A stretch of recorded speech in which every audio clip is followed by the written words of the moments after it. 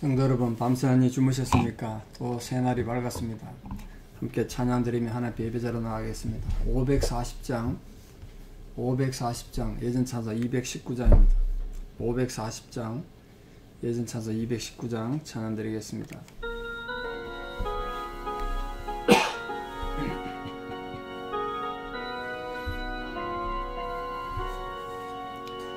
주의 음성을 내가 들으니 사랑한단 말일세. 믿는 마음으로 주께 가오니 나를 영접하소서. 내가 매일 십자가 앞에 더 가까이 가오니 구세주의 흘린 법의 피로써 나를 정케 하소서. 주여 넓으신 은혜 베푸사 나를 받아주시고 나의 품은 뜻 주의 뜻같이 되게 하여 주소서.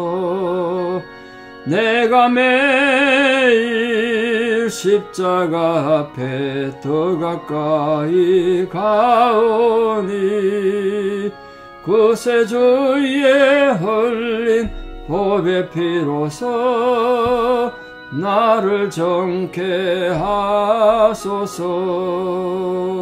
주의 보좌로 나아갈 때에 어찌 아니 기쁠까. 주의 얼굴을 항상 배우니 더욱 친근합니다. 내가 매일 십자가 앞에 더 가까이 가오니 구세주의 흘린 법의 피로써 나를 정케 하소서. 우리 구주의 넓은 사랑을 청량할 자 없으며 주가 주시는 참된 기쁨도 헤아릴 수 없도다. 내가 매일 십자가 앞에 더 가까이 가오니 구세주의 흘린 법의 피로써 나를 정케 하소서. 아멘. 아멘. 예, 우리 함께 신앙 고백 드리겠습니다. 나는 전능하신 아버지 하나님 천지의 창조주를 믿습니다. 나는 그의 유일하신 아들 우리 주 예수 그리스도를 믿습니다. 그는 성령으로 잉태되어 동정녀 마리아에게서 나시고 본디오 빌라도에게 고난을 받아 십자가에 못 박혀 죽으시고 장사된 지 사흘 만에 죽은 자 가운데서 다시 살아나셨으며 하늘에 오르시어 전능하신 아버지 하나님 우편에 앉아 계시다가 거기로부터 살아있는 자와 죽은 자를 심판하러 오십니다. 나는 성령을 믿으며 거룩한 공교회와 성도의 교제와 죄를 용서받는 것과 몸의 부활과 영생을 믿습니다. 아멘. 2022년 10월 18일 화요일 새벽입니다. 사사기 11장 1절에 11절 사사기 11장 1절에 11절 봉독에 올리겠습니다. 사사기 11장 1절입니다. 길랏 사람 입다는 큰 용사였으니 기생이 길랏에게서 낳은 아들이었고 길랏의 아내도 그의 아들들을 낳았더라. 그 아내의 아들들이 자라매 입다를 쫓아내며 그에게 이르되 너는 다른 여인의 자식이니 우리 아버지의 집에서 기업을 잊지 못하리라 한지라. 이에 입다가 그의 형제들을 피하여 돕 땅에 거주하며 잡류가 그에게로 모여와서 그와 함께 출입하였더라. 얼마 후에 암몬 자손이 이스라엘을 치려하니라. 암몬 자손이 이스라엘을 치려할 때에 길랏 장로들이 입다를 데려오려고 돕 땅에 가서 입다에게 이르되 우리가 암몬 자손과 싸우려 하니 당신은 와서 우리의 장관이 되라 하니 입다가 길랏 장로들에게 이르되 너희가 전에 나를 미워하여 내 아버지 집에서 쫓아내지 아니하였느냐. 이제 너희가 환난을 당하였다고 어찌하여 내게 왔느냐 하니라. 그러므로 길랏 장로들이 입다에게 이르되 이제 우리가 당신을 찾아온 것은 우리와 함께 가서 암몬 자손과 싸우게 하려 함이니 그리하면 당신이 우리 길랏 모든 주민의 머리가 되리라 하며 입다가 길랏 장로들에게 이르되 너희가 나를 데리고 고향으로 돌아가서 암몬 자손과 싸우게 할 때에 만일 여호와께서 그들을 내게 넘겨주시면 내가 과연 너희의 머리가 되겠느냐 하니 길랏 장로들이 입다에게 이르되 여호와는 우리 사이의 증인이시니 당신의 말대로 우리가 그렇게 행하리다 하니라. 이에 입다가 길랏 장로들과 함께 가니 백성이 그를 자기들의 머리와 장관을 삼은지라. 입다가 미스바에서 자기의 말을 다 여호와 앞에 아뢰니라. 아멘. 성경에 또 이런 내용도 있습니다. 참 신화적이고 무슨 TV 연속곡에서 많이 보던 그런 내용 같은 거죠. 사사기 11장에는 전장에서 서론적 배경으로 또 이스라엘이 고난받는데 암몬 작전에 의해서 고난받는 이스라엘을 누가 구할 것인가. 아무 지도자를 찾지 못해서 그때는 하나님께서 또 하늘에서 은혜 주셔서 사사를 세우신 그런 일도 없었습니다. 그때 등장한 사람이 사사 입다인데 입다. 그러니까 사람들에 의해 가지고 사사로 추앙받고 또 하나님 인정받은 그런 사람이 되겠습니다. 여러분 그 입다는 어쨌든 구약시대에 큰 일을 행했던 위대한 사사 중에 한 사람으로 이스라엘을 암몬 족속의 침입으로부터 구원해냈습니다. 이때가 아마 대략 BC 11세기 정도로 추정하는데 암몬 족속은 아마 입다에서 치명적인 타격을 입어서 그 이후에 수백 년 동안 사울 시대까지 더 이상 분쟁을 일으키지 못할 정도로 완전히 거의 괴멸 수준에 당했습니다. 그러니까 입다가 뭐 대단한 사람이었나 봐요. 오늘 본문에 큰 용사다 이렇게 표현한 거 보면 뛰어난 장군이었나 봅니다. 출신은 참 좋지 않았는데 자 입다가 어떤 출신이었나 보십시오. 기생이 길랏에게서 난 비천한 신분이었습니다.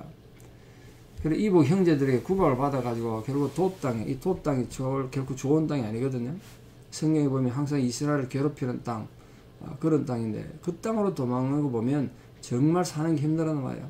얼마나 괴롭혔으면 구박하고 했으면 거기 돕당에 갔겠습니까? 거기서 잡류들과 함께 거하던 불행한 사람이었습니다. 자, 기생에게서 나왔다 그랬는데 기생이 뭐냐? 기생 이게 문자적인 뜻이 돈을 벌기 위해서 여기저기 옮겨 다니면서 몸을 파는 창녀를 뜻한단 말이에요. 이게 참 충격적인 내용이죠. 그런 사실이 현대에 됐다 그러면 참 살아가는데 힘들지 않을까 싶을 정도로 힘든 상황에 태어났어요. 그러니까 이거 얼마나 괴롭히었겠습니까? 그런데 참 이 입다에서 제가 놀란 건 정말 제가 중요하게 깨닫는 건 이렇게 형제들에게서 무시당하고 지역의 장로들한테서 무시당해서 태어난 고향에서 살지 못하고 원수의 땅, 돕땅으로까지 도망가야 될 정도로 어려움을 겪은 사람이면 가슴이 한을 품고 하나님도 모르고 이렇게 살 것 같은데 그렇게 쫓겨가는 비극적 인생을 살면서도 기적처럼 하나님에 대한 신앙을 견고히 가졌던 사람이라는 게 놀랍습니다. 그가 다시 이스라엘 민족에 와서 지도자가 되는 것이나 또 암몬 작속과 전쟁하는 것이나 그 모든 걸 하나님께 의뢰하는 거 보면 대단히 신앙이 좋았던 사람 같아요. 그게 우리 큰 첫째 교훈인데 주변의 환경이 아무리 어렵고 여러분 아무리 억울한 일 당하고 또 못된 인간들이 여러분 괴롭히더라도 여러분 신앙을 위해서 여러분 영성을 위해서 자신의 마음을 잘 지키셔야 돼요. 남이 괴롭힌다고 나도 같이 악을 행하고 그러다 보면 하나님의 신앙을 잃어버린단 말이에요. 여러분 신앙 잃어버리지 않도록 그건 내 손해지 않습니까? 내가 은혜 받기 위해서 하나님 앞에 바로 서 있는 게 정말 중요해요. 자, 그래서 이런 비천한 신분이었음에도 불구하고 입다가 이스라엘의 위대한 지도자가 된 거 보면 아무리 비천한 신분이라 해도 하나님은 쓰실 수 있다. 하나님은 그런 분도 하나님 일꾼을 쓰시고 또 하나님 함께 하시면 위대한 인물이 될 수 있다. 그걸 우리에게 주는 굉장히 중요한 교훈이 입다입니다. 입다. 자, 입다가 아버지의 기업을 잊지 못하고 축출당한 이유가 뭔가? 뭐 고대 시대 이런 건 흔했겠습니다만, 구약 시대에 있어서 기업의 상속, 그 아버지 재산의 상속에 대한 규례가 아주 엄격하게 지켜졌습니다. 심지어 딸한테까지도 다 나눠주도록 그렇게 되어 있습니다. 그런데 이 불공정한 재산 상속 규칙이 있었는데, 그게 그 중에 하나가 뭐냐면, 노예나 첩이 난 자식은 재산을 상속받지 못했어요. 우리 옛날에도 마찬가지 아닙니까? 첩이 난 자식은 서자라 그래서 자식으로서의 권리를 못 가졌죠. 노예의 아들은 또 합법적인 상속권을 그렇게 가질 수 없었습니다. 그런 이유에서 입다는 길앗의 원래 친아내, 원래 친아들, 그들들에게 학대를 받으면서 집에서 쫓겨날 수밖에 없었던 거예요. 아마도 그 아들들이 보기에 입다가 사람이 대장군 같고 용사 같고 그러니까 불안을 느꼈는지 그렇게 쫓아냈습니다. 결국 간 곳이 돕당입니다. 돕당. 이 돕당은 이스라엘하고 우호적인 관계가 아닙니다. 그러니까 입다가 돕당으로 도망간 거 보면 정말 예전에 다윗이 나중에 사울한테 어려움 겪을 때 원수의 땅 블레셋에서 도망간 거와 비슷한 상황이에요. 지금 이 돕당은 나중에 다윗 시대 때까지 나오는데, 돕 사람 1만 2천 명이 아랍 동맹군의 일원으로 다윗과 전쟁한 내용이 나온단 말이에요. 물론 이 돕이 정확한 위치는 알 수는 없습니다만, 성경에 등장하나 보면 이스라엘과 우호적인 관계가 아니라 원수 상황에 있는 그런 땅입니다. 그런 데 갔으니까 참 힘들어서 갔겠죠. 근데 거기 갔더니 잡류가 함께 모였다. 잡류. 번역이 좀 힘듭니다만, 잡류가 뭐겠습니까? 세번역 공동번역에는 건달이라고 표현하는데, 건달. 뭐 도덕적으로 부패하거나 뭐 조직폭력배나 깡패 같은 사람들을 의미하는 게 아니고요. 세상이 정의롭지 못해서, 그래서 여러 가지 경제적으로 어려움을 겪어서 노숙자처럼 된 사람 말입니다. 이런 노숙자가 다 범죄자들이 아니지 않습니까? 얼마나 힘들어 어려운 사람이 많겠습니까? 보호받지 못하고 무시당한 사람들, 그런 사람들을 잡류라 그랬습니다. 근데 입다는 중요한 또 두 번째 이거예요. 하나님에 대한 신앙을 지켰던 사람인데도 불구하고 지키는 사람이었고, 또 하나는 이렇게 어려움 당하는, 누구도 거들떠 보지 않는 노숙자 같은 이런 사람들을 품었다는 거예요. 그 사람들이 지도자가 됐다니까요. 나중에 결정적인 시기에 그 잡류들이, 즉 노숙자처럼 아니면 경제적 어려움 겪어서 떠돌아다니는 그 사람들이 입다의 위대한 군대가 된 거 아닙니까? 그 입다는 어떻게 길앗을 통치하게 되는가? 자, 멸시와 천대 속에서 추방됐던 이 입다가 이제 완전 상황이 바뀌었죠.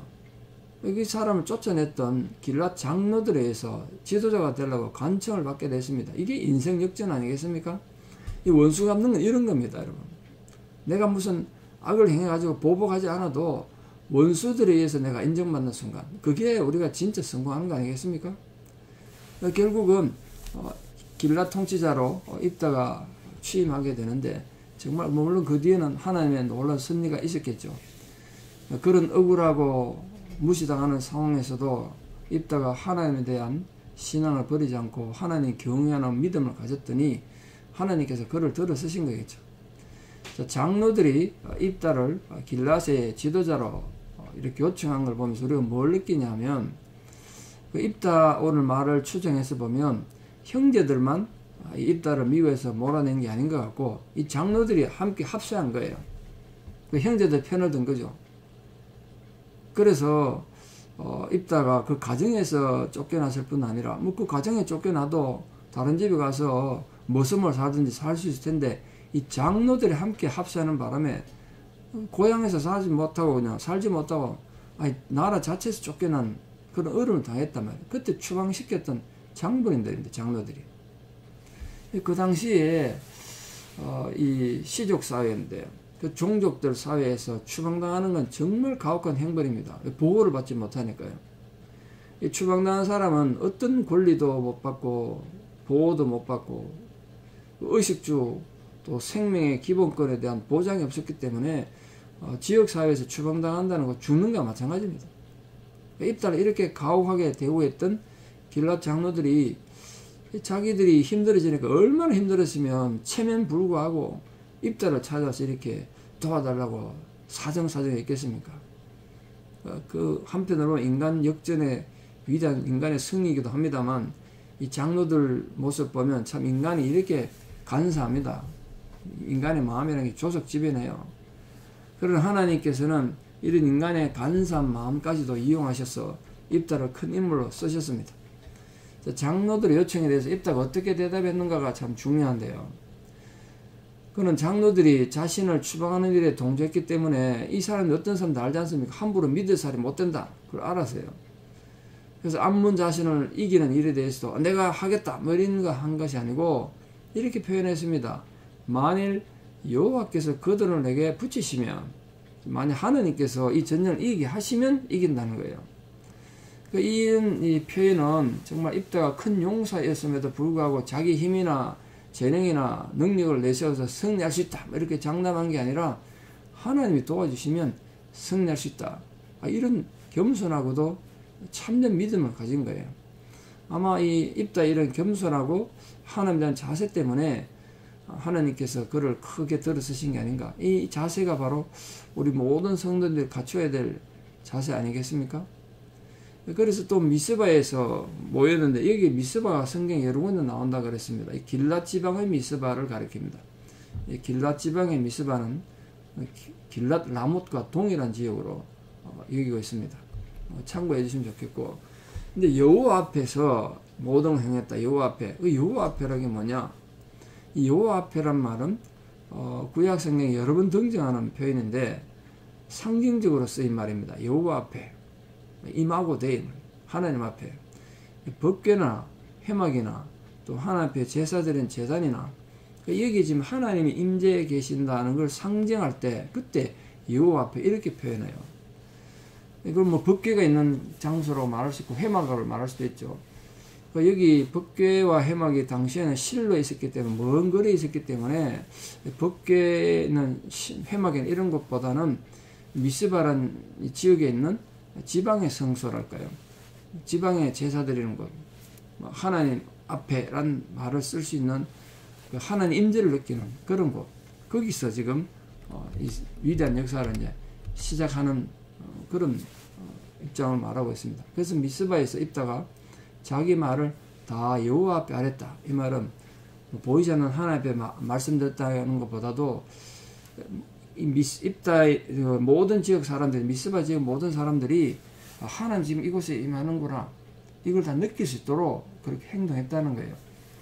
전쟁을 준비함에 있어서 또 이스라엘의 지도자가 됨에 있어서 하나님의 위대한 일꾼으로 세워지는 아름다운 모습을 우리가 보시게 되겠습니다.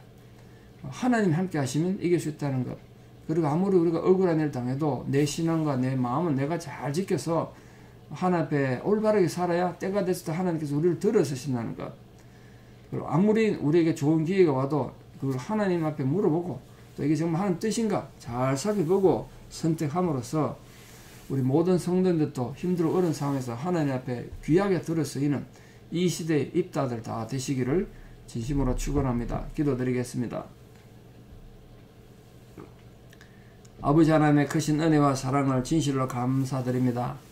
주의 종 입다는 기생의 자식으로 형제들에게조차 무시당하고 동네 장로들에게 의하여 추방당한 아픔을 겪은 사람입니다. 그럼에도 불구하고 그는 하나님을 향한 신앙을 잃지 않고 하나님 경외하는 자로 살았습니다. 그랬더니 하나님께서 그를 위대하게 들어서셨습니다.